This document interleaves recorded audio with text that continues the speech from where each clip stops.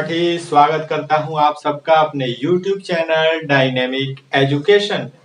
आज से हम स्टार्ट करने वाले हैं क्लास 12th बायोलॉजी यानी कि जीव विज्ञान का पहला चैप्टर रिप्रोडक्शन इन ऑर्गेनिज्म, ठीक, यानी कि जीवों में जनन।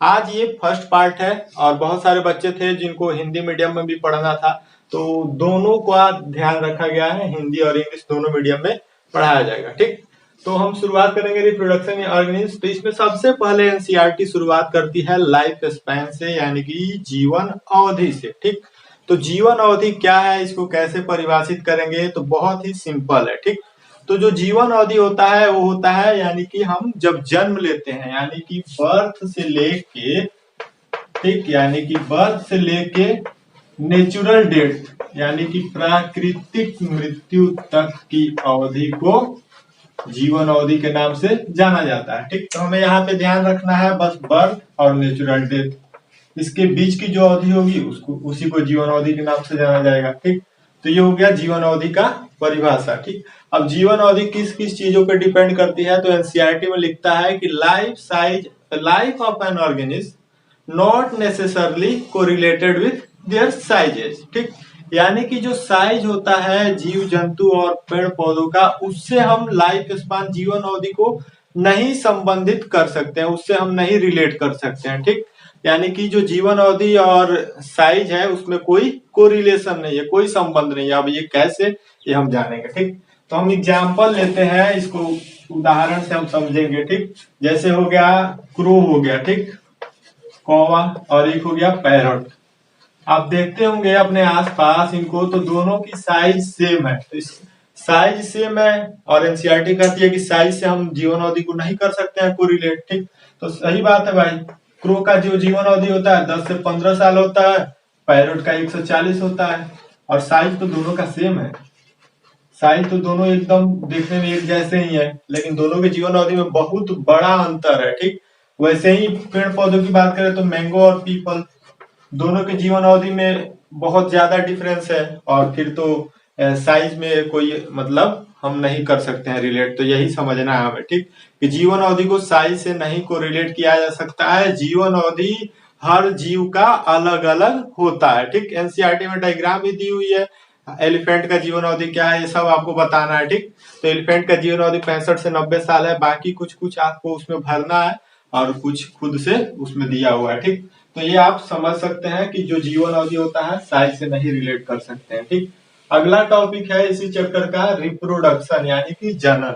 इसी के हम जब पढ़ लेंगे टाइप्स ऑफ रिप्रोडक्शन तो ये चैप्टर भी कंप्लीट हो जाएगा। ठीक, तो आज हम जनन के बारे में जानते हैं कि जनन क्या होता है। ठीक, तो जो जनन है एक biological process in which an organism give rise to their offspring. ठीक, तो ये एक जैविक प्रक्रम है यानी कि जीव विज्ञानी प्रक्रम है, जिसमें जो जीव होते हैं अपने जैसे संतति का निर्माण करते हैं, यानी कि संतति को जन्म देते हैं, जिसको हम लोग ऑफस्प्रिंग बोलते हैं। ठीक, तो जो ऑफस्प्रिंग को जन्म देते हैं, ठीक, वो जनन के माध्यम से। ठीक, तो जनन में ऑफस्प्रिंग को जन्म देते हैं, और यही जो ऑफस्प्रिंग होते हैं ग्रो करते हैं, ये जाके फिर से एक नए ऑफस्प्रिंग को जन्म देते हैं, जो संतति आती है एक नई संतति को जन्म देती है। ठीक, तो इस तरह से चलते रहता है। ठीक, तो जो रिप्रोडक्शन है इसमें बेसिकली होता क्या है, ये एक ऐसा साइकिल है जिसमें होता है बर्थ यानी कि जन्म होता है,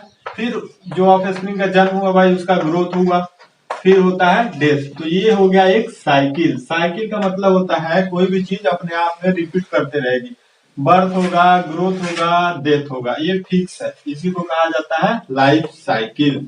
ठीक, तो ये था रिप्रोडक्शन, जनन से संबंधित सभी जानकारी। ठीक, अब हम पढ़ेंगे टाइप्स ऑफ रिप्रोडक्शन। तो अब हम बात करेंगे टाइप्स ऑफ रिप्रोडक्शन यानी कि जनन के प्रकार कितने होते हैं। ठीक, लेकिन उससे पहले हम जान लेते हैं कि ये जो जनन होता है इसके फायदे क्या हैं और कौन कौन से कारक जनन को प्रभावित करते हैं। ठीक, तो बात करते हैं जनन के फायदे की, इससे क्या मतलब हेल्प होता है। ठीक, तो जनन का जो सबसे बड़ा फायदा वो है कि जेनरेशन की कंटिन्यूटी यानी कि निरंतरता बनी रहती है, जेनरेशन की, प्रजाति की, स्पीसीज की। ठीक, जनरेशन के कंटिन्यूटी, के लिए बहुत ही हेल्पफुल है रिप्रोडक्शन, क्योंकि यही जो रिप्रोडक्शन होता है ऑफस्प्रिंग बनाता है, फिर नए ऑफस्प्रिंग बनाते हैं, ऐसे करके जो जनन में जो लाइफ साइकिल है बर्थ ग्रोथ डेथ कंटिन्यू रहता है। किसके वजह से? जनन की वजह से। ठीक, अब हम बात करेंगे फैक्टर्स यानी कि कारक जो प्रभावित करते हैं जनन को। ठीक,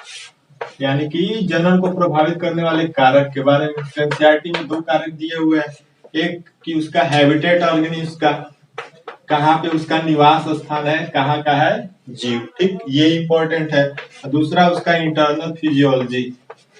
ठीक, तो ये 2 कारक हैं जो जनन को बहुत ही ज्यादा प्रभावित करते हैं। अब जैसे हैबिटेट की बात करें तो जो अमेरिकन बच्चे होते हैं, विदेशी बच्चे होते हैं, उनका जो कलर शेप साइज ये सब अलग अलग होता है। ठीक, वैसे ही हमारे देश में जो होते हैं, हमारा भाई अलग है, क्योंकि यहाँ पे वेदर मौसम ये सब बदलते रहते हैं। ठीक, और वहां पे हैबिटेट तो उतना है नहीं। ठीक, तो ये सब है जो कारक है बहुत ही ज्यादा इफेक्ट करते हैं रिप्रोडक्शन को। इंटरनल फिजियोलॉजी हो गई।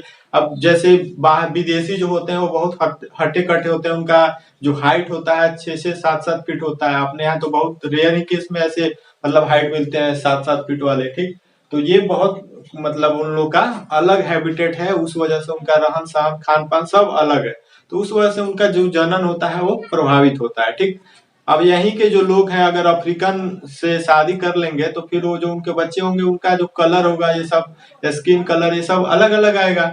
तो ये कैसे हो रहा है? क्योंकि वहां का हैबिटेट अलग है और यहाँ का हैबिटेट अलग है, तो इन सब से बहुत ही ज्यादा इफेक्ट होता है जनन। ठीक, अब हम बात करेंगे टाइप्स ऑफ जनन यानी कि टाइप्स ऑफ रिप्रोडक्शन के बारे में। ठीक, तो बेसिकली 2 तरह के होते हैं रिप्रोडक्शन, और यही जो दोनों तरह के रिप्रोडक्शन को हम लोग अच्छे से समझ लेंगे तो ये चैप्टर हमारा कंप्लीट हो जाएगा। ठीक, तो इसमें हम पहला पढ़ते हैं एसेक्सुअल यानी कि अलैंगिक जनन। ठीक, जिसको अलैंगिक जनन के नाम से जाना जाता है। ठीक, और दूसरा होता है सेक्सुअल रिप्रोडक्शन जिसको जाना जाता है लैंगिक जनन के नाम से। ठीक, तो दोनों में जो डिफरेंस है कम से कम 5 डिफरेंस तो हमें आना ही चाहिए। ठीक, तो 5 डिफरेंस हम आसानी से पता कर लेंगे जब इस चैप्टर को कंप्लीट करेंगे और धीरे धीरे पढ़ेंगे, एक एक चीज को आप समझिएगा तो आप आसानी से 5 डिफरेंस लिख लीजिएगा। क्योंकि जो बोर्ड एग्जाम होता है उसमें क्वेश्चन आएंगे तो यही आएंगे कि दोनों में अंतर बताएं और जनन को परिभाषित करें। ये 5 नंबर का क्वेश्चन आता है, तो इसको हम कर लेंगे अच्छे से तो हम आसानी से क्वेश्चन कर लेंगे। ठीक, तो हम अब पढ़ते हैं कि दोनों का क्या डिफरेंस है। ठीक, तो जो ये सेक्सुअल रिप्रोडक्शन होता है इसमें क्या होता है कि एकल जीव भाग लेते हैं जनन में। ठीक, यानी कि सिंगल पेरेंट यानी कि एकल जीव, और यहाँ पे 2 पेरेंट होते हैं। ठीक, अब देखिए यहाँ पे सिंगल पेरेंट होते हैं तो यहाँ पे मेल फीमेल का कोई चक्कर नहीं, यहाँ पे 2 पेरेंट है तो यहाँ पे एकदम जरूरी है कि एक मेल होना चाहिए एक फीमेल होना चाहिए। यानी कहने का मतलब ये है कि अपोजिट सेक्स के अपोजिट मतलब सेक्स के ऑर्गेनिज्म होने चाहिए, जीव होने चाहिए। ठीक, और यहाँ पे सिंगल पेरेंट होगा, तो जब सिंगल पेरेंट होगा तो जो गेमिट बनाएगा युग्मक बनाएगा वो क्या सिंगल गेमिट आएगा। तो गेमिट जो आएगा वो जो करेगा, तो यहाँ पे दिया हुआ है एनसीईआरटी में लाइन विथ और without involvement of gamete formation. ठीक, और यहाँ पे जो होता है सेक्सुअल रिप्रोडक्शन में गेमिट का फॉर्मेशन मतलब इन्वॉल्वमेंट और फ्यूजन बहुत ही ज्यादा जरूरी है। अगर गेमिट का फ्यूजन नहीं होगा तो सेक्सुअल रिप्रोडक्शन है ही नहीं।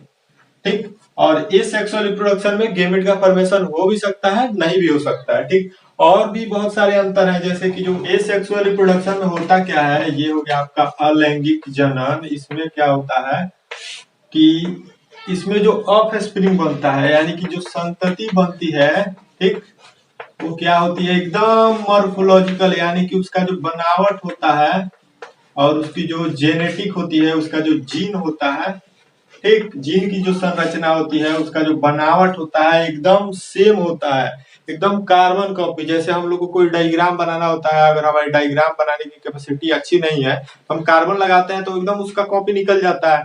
ठीक, वैसे ही अलैंगिक जनन होता है, एकदम उसका कॉपी हूबहू ऑर्गेनिज्म बनता है जिसको हम लोग क्लोन के नाम से जानते हैं। ठीक, तो ये हुआ ये सेक्सुअल यानी कि अलैंगिक जनन में। तो इसमें हमने पढ़ा कि इसमें एक जीव आते हैं वो गेमिट युग्मक बनाते हैं। ठीक, और वो जो ऑफ स्प्रिंग बनाते हैं यानी कि संतति का जो निर्माण करते हैं एकदम सेम होता है अपने पेरेंट्स के, यानी कि जो जीव गेमिट बना रहे हैं उनके एकदम सेम होता है, उनका एकदम कॉपी होता है, उसको हम लोग क्लोन बोलते हैं। ठीक, तो इसमें क्लोन का फॉर्मेशन होता है। क्लोन बहुत इंपॉर्टेंट है, ठीक। तो ये हो गया अलैंगिक जनन में। और लैंगिक जनन यानी कि सेक्सुअल रिप्रोडक्शन में हमने क्या क्या पढ़ा, यहाँ पे 2 पेरेंट आएंगे, ठीक। और यहाँ पे गेमिट भाई 2 पेरेंट आएंगे तो जाहिर सी बात है मेल और फीमेल यानी कि अपोजिट सेक्स होना जरूरी है, ठीक। और ये भी है यहाँ पे जो एकदम रिमार्केबल यानी कि अंतर पैदा करता है वो है कि गेमिट का यहाँ पे होता है फ्यूजन। तो जो जब गेमिट का फ्यूजन होता है तो 2 अलग अलग गेमिट है तो यहाँ पे आती है डाइवर्सिटी, यानी कि यहाँ पे जो ऑफ स्प्रिंग बनते हैं वो कॉपी नहीं बनते हैं एकदम, मतलब उसके जैसे हूबहू नहीं होते हैं। यहाँ पे ऑफ स्प्रिंग में आ जाता है अंतर। जो संतति बनती है वो अपने पेरेंट्स से अलग होते हैं, उनकी तरह नहीं होते हैं। तो ये सेक्सुअल और ये सेक्सुअल यानी कि लैंगिक और अलैंगिक जनन में हमने अंतर पड़ा, ठीक। अब हम यही जो 2 टाइप है लैंगिक और अलैंगिक जनन के, उनको हम लोग बहुत अच्छे से डिटेल्स में पढ़ेंगे। तो यानी कि ये 5 अंतर हमें याद रखना है, ठीक है। और इसी को हम आगे करते हैं अलैंगिक जनन को आगे और पढ़ेंगे। इसमें इसके कितने टाइप होते हैं, कैसे किस ऑर्गेनिज्म में कैसे होता है अलैंगिक जनन का माध्यम क्या है, ये सब हम जानेंगे, ठीक। तो जो एसेक्सुअल रिप्रोडक्शन है यानी कि हमारा जो अलैंगिक जनन है, ठीक। अब इसमें जरूरी हमें उदाहरण जानना, ठीक। अब तो सब हमने पढ़ लिया, अब हम बिना उदाहरण के किसी भी एग्जाम में हम नहीं कर पाएंगे क्वेश्चन, ठीक। तो जो अलैंगिक जनन है इसमें हमने पढ़ा कि सिंगल पेरेंट आते हैं, ये भी हम जान चुके हैं। वो गेमेट बनाते हैं, एकदम आइडेंटिकल कॉपी होता है, ये भी हम जान गए। अब हम जानेंगे कि उदाहरण और इसके टाइप्स। तो वही जो उदाहरण है वही इसके टाइप्स हो जाएंगे, ठीक। जैसे आप मान लीजिए किसी में बर्ड का फॉर्मेशन होता है, बर्ड किसमें होता है, हाइड्रा में, जो कली होती है वो हाइड्रा में होता है, ठीक। वैसे ही जो कोनिडिया होता है ये किस में पाया जाता है, ये सब एग्जाम्पल है आपको याद रखना है। कोनिडिया का हिंदी कोनिडिया ही होता है, ठीक। तो ये हो गया पेनिसिलियम में पाया जाता है, ठीक, जिससे एंटीबायोटिक भी बनता है। तो ये हो गया, ठीक। और कोनिडिया हो गया, बर्ड हो गया, जेम्यूल हो गया। जेम्यूल किस में पाया जाता है, जेम्यूल, जेम्यूल पाया जाता है स्पॉन्जी में, ठीक। तो ये सब इसके एग्जाम्पल हो गए, उदाहरण हो गए। तो कहने का मतलब ये है कि जो ये सेक्सुअल रिप्रोडक्शन होता है ये जितने भी सिंगल सेल्ड और लोअर कैटेगरी के ऑर्गेनिज्म हैं, सिंगल सेल्ड यानी कि एक कोशिकीय जीव हैं, उन सब में होता है अलैंगिक जनन, ठीक। अब उसी में कुछ खास खास है, जैसे हो गया आपके मोनेरा प्रोटिस्टा, ये क्या है सब, ये मतलब यूनिसेलुलर है, एक कोशिकीय जीव है। तो जो छोटे छोटे और एक कोशिकीय जीव है उनमें अलैंगिक जनन के माध्यम से होगा जनन, ठीक। और जो होते हैं जैसे और हायर ऑर्गेनिज्म हो गए तो उनमें सेक्सुअल रिप्रोडक्शन होगा, ये हमें समझना है, ठीक। और इसी में जो अलैंगिक जनन है जैसे मोनेरा प्रोटिस्टा हो गया, फंजाई हो गया, ठीक, एल्गी हो गया जिसको शैवाल बोलते हैं, ठीक। तो ये सब जो जीव है इसमें स्पेशल स्ट्रक्चर से होता है अलैंगिक जनन, ये आपको याद रखना है। स्पेशल स्ट्रक्चर पाए जाते हैं, एकदम खास संरचना होती है, खास बनावट होती है, उसको हम लोग बोलते हैं जू स्पोर, यानी कि जू स्पोर से होता है फंजाई और एल्गी में, ठीक। तो ये हो गया जू स्पोर से किस में होता है, ये अलैंगिक जनन किस में होता है। तो ये जितने भी यूनिसेलुलर ऑर्गेनिज्म है उसमें अलैंगिक जनन होता है। जैसे अब फंजाई हो गया, एल्गी हो गया, इनमें खास तरीके का जो स्ट्रक्चर होता है उससे होता है अलैंगिक जनन, जिसको हम लोग जू स्पोर बोलते हैं। बाकी हमने बर्ड पढ़ा, हाइड्रा में होता है, ठीक। तो इस तरह से, और जेम्यूल होता है स्पॉन्जेस में, ठीक। तो ये सब जितने भी तरीके हैं ये सेक्सुअल यानी कि अलैंगिक जनन के, वो छोटे जीव जंतु सिंगल सेल्ड ऑर्गेनिज्म हो गए उनमें कैसे होता है। अब जैसे फंजाई, एल्गी, इनमें स्पेशल स्ट्रक्चर पाया जाता है जू स्पोर, ये सब आपको याद रखने हैं बढ़िया से, ठीक। तो ये सब हमने डिस्कस कर लिया अलैंगिक जनन में, ठीक। तो अभी तक हमने डिस्कस किया कि एनिमल्स में यानी कि जीव जंतुओं में कैसे होता है अलैंगिक जनन, हमने पेड़ पौधों की बात ही नहीं की, ठीक। तो भाई अलैंगिक जनन रिप्रोडक्शन किसमें होता है, पेड़ पौधों में जो पुष्पीय पादप होते हैं यानी कि एंजियोस्पर्म होते हैं, उनमें जो अलैंगिक जनन होता है उसके लिए अलग ही नाम है, उसको बोला जाता है कायिक प्रवर्धन, यानी कि वेजिटेटिव रिप्रोडक्शन जो मीन्स है, मीडियम है, उससे करते हैं रिप्रोडक्शन अलैंगिक जनन पेड़ पौधे, ठीक। तो उनके बारे में भी जान लेते हैं कि पेड़ पौधे में कैसे होता है, ठीक। तो वेजिटेटिव जो प्रोपेगेशन है यानी कि कायिक प्रवर्धन है, ठीक, ये कोई अलग चीज नहीं है, ठीक। तो ये जो वेजिटेटिव प्रोपेगेशन है यानी कि कायिक प्रवर्धन, ये अलग चीज नहीं है, क्योंकि ये भी एक एसेक्सुअल रिप्रोडक्शन ही है। लेकिन जो पेड़ पौधों में होता है एसेक्सुअल अलैंगिक जनन, उनके लिए भाई स्पेशल नाम है जिसको बोला जाता है वेजिटेटिव प्रोपेगेशन, ठीक। अब वेजिटेटिव प्रोपगेशन की बहुत सारी यूनिट है, इकाई है, वही बस हमें याद रखना है। ठीक, वेजिटेटिव प्रोपगेशन को अलग से नहीं पढ़ना है, इसी में हमको उदाहरण याद रखना है। ठीक, अब जैसे रनर हो गया, ठीक, रनर जो होता है लॉन ग्रास में पाया जाता है, ये याद रखना है। जो शक्कर होता है, शक्कर पाया जाता है मिंट में, ठीक, पुदीन वगैरह जो बोलते हैं, तो ये हमको याद रखना है। और भी इसमें बहुत सारे इंपॉर्टेंट एग्जांपल्स हैं, जैसे आपका ऑफसेट होता है, ऑफसेट जिसको बोलते हैं भूस तरीका, ठीक, बहुत इंपॉर्टेंट है भूस तरीका। ठीक, जो ये ऑफसेट होता है ये पाया जाता है किसमें, वाटर हाइसिंथ यानी कि जल हाइसिंथ में पाया जाता है, जिसको आइकोर्निया के नाम से बोला जाता है। ये पौधा जो है, पेड़ जो है, पुष्पीय पादप बहुत ज्यादा इंपॉर्टेंट है, क्योंकि इसको इंडिया में ग्रो किया गया था, क्योंकि ये देखने में बहुत अट्रैक्टिव था। लेकिन ये सब मतलब जो मछलियां थी जलों में, उनको सबको मार गया। अब कैसे मार गया, क्योंकि ये जो पेड़ पौधे हैं ये ऑक्सीजन लेते हैं, और इसने क्या किया कि जल में जितनी ऑक्सीजन थी सब खुद ही ले लिया। अब उसमें मछली जो थे उनको ऑक्सीजन मिला नहीं, तो मछली सारी मर गई।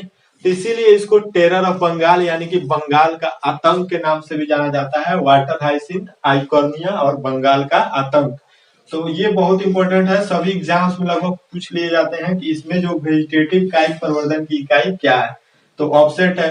अब जैसे आपका प्रकंद होता है राइजोम, ठीक, राइजोम जो बोलते हैं हम लोग, किसमें होता है, अदरक में होता है। ठीक, तो ये जो 4-5 एग्जाम्पल उदाहरण दिए हुए हैं, बस आपको इतने ही याद रखने हैं। राइजोम होता है अदरक में, ठीक, और जो ओनियन होता है, ओनियन प्याज, उसमें होता है बल्ब, ठीक, उसमें जो वेजिटेटिव प्रोपगेशन की इकाई होती है वो बल्ब होता है। ठीक, और इसी में हमने पढ़ लिया ऑफसेट होता है वाटर हाइसिंथ, और आइकोर्निया में राइजोम होता है, अदरक में, ओनियन में होता है बल्ब यानी कि प्याज में। ठीक, और ये एक और इम्पोर्टेंट है, आइज होता है पोटैटो में। ठीक, तो ये बहुत सारे 5 से 6 स्ट्रक्चर हमने पढ़े, वेजिटेटिव यूनिट की जो इकाई है वो सब हमने पढ़ लिया। अब लीफ बड होता है यानी कि पर्णकलिका जो होती है वो होती है ब्रायोफाइलम में। ठीक, तो ये सब एग्जाम्पल आपको याद रखने हैं। एनसीईआरटी में डायग्राम दिया हुआ है, आप डायग्राम देखेंगे, ये सभी चीजों को याद रखेंगे हमेशा के लिए, क्योंकि क्वेश्चन आते हैं तो यहीं से आते हैं। ठीक, तो ये हुआ अलैंगिक जनन में हमने पहले जीवों के बारे में पढ़ लिया, और उसके बाद से हमने पेड़ पौधों के बारे में भी पढ़ लिया। ठीक, तो पेड़ पौधे में कौन कौन सी इकाई है कायिक प्रवर्धन की, वो सब हम जान गए। ठीक, तो ये था अभी तक जो अलैंगिक जनन है उसमें इंपॉर्टेंट। ठीक, तो ये क्वेश्चन आपसे पूछा जाए कि जो एसेक्सुअल यानी कि अलैंगिक जनन है और जो वेजिटेटिव प्रोपगेशन है यानी कि कायिक प्रवर्धन, दोनों सेम है, तो आपका जवाब आना चाहिए हाँ बिल्कुल सेम है, क्योंकि दोनों अलैंगिक जनन ही है, दोनों में सिंगल पेरेंट ही पार्टिसिपेट करते हैं। ठीक, लेकिन जो कायिक प्रवर्धन होता है पेड़ पौधों के लिए होता है, और इसकी जो इकाई थी बहुत सारी, उसके बारे में हमने पढ़ लिया। और एसेक्सुअल रिप्रोडक्शन में बहुत सारे तरीके थे, उसके बारे में भी हमने पढ़ लिया। ठीक, तो इस तरह से हमने जो एसेक्सुअल रिप्रोडक्शन है, अलैंगिक जनन है, इसको हमने कंप्लीट किया आज। ठीक, अब अगले लेक्चर में हम बात करेंगे कि जो लैंगिक जनन है वो कैसे होता है, और लैंगिक जनन के समय कौन कौन सी घटनाएं होती हैं। ठीक, तब तक के लिए जुड़े रहिए हमारे चैनल से, लाइक शेयर और सब्सक्राइब करते रहिए। धन्यवाद।